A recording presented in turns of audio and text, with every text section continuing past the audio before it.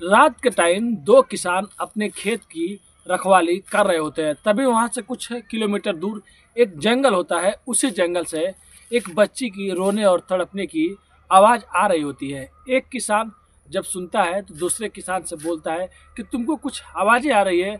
वो भी बोलता हाँ, ये कुछ तो आवाज़ आ रही है। अब दोनों लोग राय बनाते हैं कि चलो चल के देखते हैं वहाँ पे क्या हो रहा है। तब तक वो आवाज़ें बंद हो जाती है। अभी थोड़ा सा दूर वो लोग गए रहते हैं, तभी जंगल से वो आवाज़ें तो बंद हो जाती है, अजीब तरह की और आवाज़ें आने लगती है। फिर वो एक दूसरे से बोलते हैं वहाँ पे जाना शायद ठीक नहीं होगा, शायद कोई छलावा हो या कोई भूत हो या कोई हमें फंसाना चाहता हो, इसके लिए हम लोग को वहाँ पे बुला रहा है, वो भी रात को 12 बजने वाला है। अब यही सोच के वो दोनों लोग वहाँ पे नहीं जाते हैं। लेकिन उसके बाद जब अगली सुबह होता है तो उन लोगों को भी अफसोस होने लगता है कि शायद हमको उस टाइम जाना चाहिए था, क्योंकि वहाँ पे जो घटना को अंजाम दिया जा रहा था, जो कृत्य वहाँ पे हो रहा था, शायद वहाँ पे चले जाने से वो बंद हो जाता। तो चलिए पूरी कहानी को बताएंगे, आखिर में वहाँ पे हुआ क्या और बाद में क्या होने वाला था। तो नमस्ते, आदाब, सत श्री अकाल। आज की जो मैं सच्ची घटना आप लोग को सुनाने जा रहा हूँ, ये घटना ना झारखंड प्रदेश का एक जिला लगता है पलामू, और पलामू का एक थाना लगता है हुसैनाबाद। 12 या 13 नवंबर की रात लगभग 2 बजे की बात है। एक घर पे जिसका नाम मनोज रहता है, मनोज के घर पे एक दस्तखत होता है, और दस्तक होने के बाद सामने से बार बार दरवाजे को खटखटाया जा रहा था।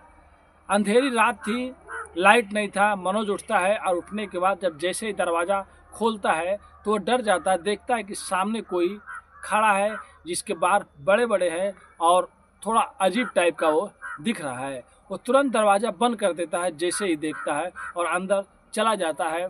अंदर जाने के बाद अपने घर वालों को सबको सचेत करता है कि बाहर खतरा है, कोई बाहर जाना नहीं। और फिर से दरवाजे पे खटखट खटखट की आवाज़ आने लगती है। अब ये खटखट खटखट की आवाज़ और अंदर से मनोज भी चीखने और चिल्लाने लगता है कि कौन है बाहर। और उसको समझ में नहीं आ रहा था, वो तो पहले सोचता है कि शायद कोई भूत खड़ा है, क्योंकि बाल बड़े बड़े हैं। तब तक ये आजू बाजू के और भी लोग उठ जाते हैं, कोई मोबाइल का टार्च तो कोई लालटेन तो कोई बैटरी लेकर वहाँ पे पहुँच जाता है। अब जब सब कोई पास में जाता है तो देखता है कि वो तो कोई औरत है जो नंग अवस्था में पड़ी हुई है और खड़ी है और गेट पे ही खड़ी है। जब पास में जाया जाता है और उसका चेहरा देखा जाता है तो पता चलता है ये तो अनीता देवी है, जो वहीं की पड़ोस में रहती थी। अब जब ये पता चलता है अनीता देवी, तुरंत वहाँ की महिलाएं जो होती है उसको तन को ढकती हैं और उसके सासू माँ को बुलाती है, जो अनीता देवी की सास रहती है।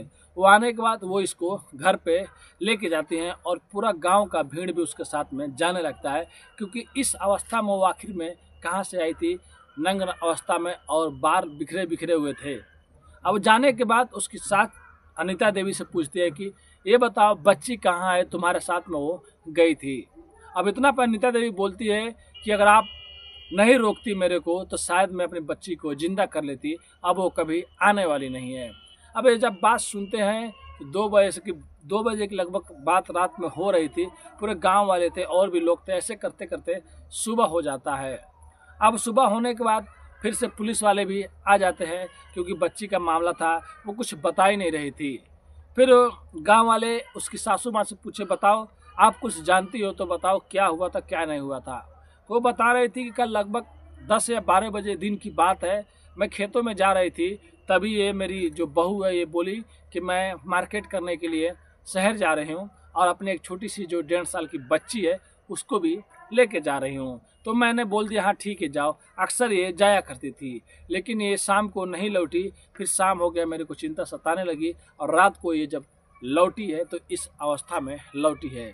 अब मेरे को समझ में नहीं आ रहा है ये गई तो गई कहाँ पे। अब वहाँ के जो स्थानीय लोग के जो कुछ गांव के लोग रहते हैं, वहाँ के आजू बाजू जो जंगल पड़ता है 1-1.5 किलोमीटर पर, वो लोग पूरा छानबीन करते हैं, कुछ भी उन लोग को पता नहीं चलता है। फिर पुलिस भी वहाँ पे आ जाती है। लेकिन इसी बीच वो जो 2 किसान रहते हैं उन लोगों को भी पता चल जाता है। वो लोग भी उस गांव में आते हैं और गांव में आने के बाद पुलिस को सारी बात बताते हैं कि ऐसा ऐसा मामला है और रात को इतनी बजे चीखे आवाज़ें आ रही थी। हम लोग डर गए साहब, हम लोग जाने वाले थे लेकिन गए नहीं। उसके बाद वो लोग जिधर से आवाज़ें आ रही थी उस जंगल में उधर गए, और जाने के बाद पूरे गांव के लोग और पुलिस वाले लोग खोजने बीनने लगे, लेकिन वहां पर जाने के बाद ज़्यादा कुछ नहीं मिला।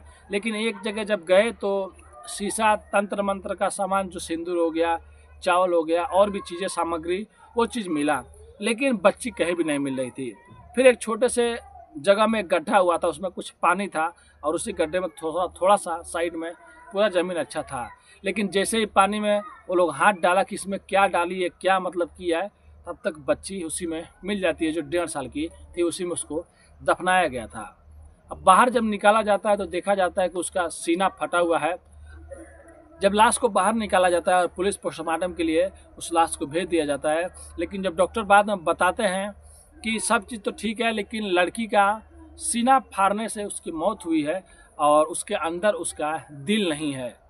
अब पुलिस को यह नहीं समझ में आ रहा था कि दिल नहीं है, आखिर में दिल क्या हुआ, किसने क्या किया या क्या हुआ मालूम नहीं। अब जो भी चीज़ पता है वो अनीता देवी को ही पता है। अब अनीता देवी से वो लोग पूछने लगते हैं, बताओ फिर पुलिस और उसकी सास।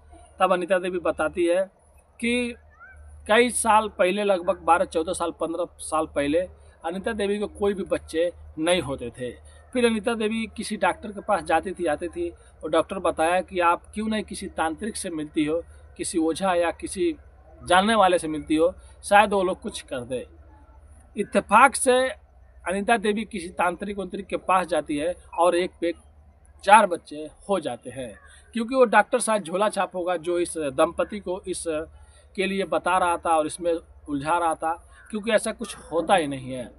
और उसके बाद जब 4 बच्चे हो गए तो इस अनीता देवी ने सोचा कि क्यों नहीं मैं भी सिद्धि प्राप्त कर लूँ, मैं भी कुछ कर लूँ। इसके लिए वो अपने बच्ची को मार्केट लेके जाती है, वहाँ से बाकायदा सामान लेती है, सब चीज़ करती है, और लेने के बाद जंगल में जाती है, और जंगल में लेके जाने के बाद अपना जो भी कार्यक्रम क्रिया रहता है वो करने लगती है। तभी उसकी बच्ची चीखने और चिल्लाने लगती है।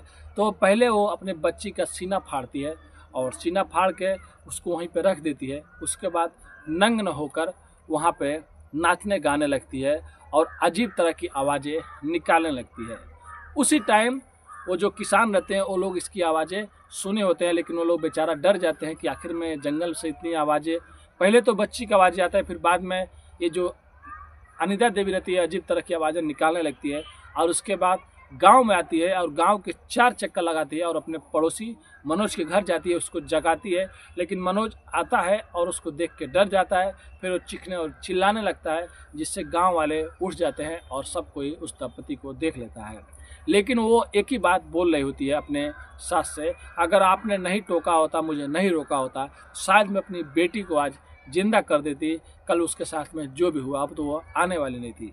अब पुलिस जब इतनी बात सुनती है तो अनीता देवी को अरेस्ट करती है और उसको उठा के जेल भेज देती है। लेकिन ये पता ही नहीं चल पाया, अनीता देवी ने बताया भी नहीं कि आखिर में दिल निकाल के क्या किया उसने। लेकिन मीडिया रिपोर्ट के माने तो शायद अनीता देवी अपने ही बच्ची का दिल निकाल कर उसको खा गई, क्योंकि वो कुछ सिद्धि प्राप्त करना चाहती थी, कुछ करना चाहती थी। ये सब चीज़ें में सब करना पड़ता है। उसके बाद पुलिस ने लगभग आजू बाजू के जितने भी गांव है सब में अभियान चलाए और लोगों को जागरूक किए कि ऐसा कुछ नहीं होता है सिद्धि प्राप्ति या तांत्रिक विद्या जिससे किसी का कुछ भला हो सकता है। अगर ऐसे होता तो न जाने कितने लोग क्या कर बैठते। उसके बाद उसको जेल भेज दिया जाता है और घर में जो उसका पति दिल्ली कमाने गया रहता है वो भी घर पे आ जाता है। तो आज की कहानी यही थी दोस्तों। हमारा मकसद किसी का भी दिल दुखाना और किसी का भी ठेस पहुंचाना नहीं है, बस अपनी कहानियों के माध्यम से लोगों को जागरूक और सचेत करना है। तो अगर आप चैनल पर नए हैं तो चैनल को सब्सक्राइब, लाइक, शेयर करना मत भूलिए। मिलते हैं नेक्स्ट वीडियो में फिर से कुछ अच्छी कहानियों के साथ। अभी के लिए अलविदा लेते हैं। धन्यवाद।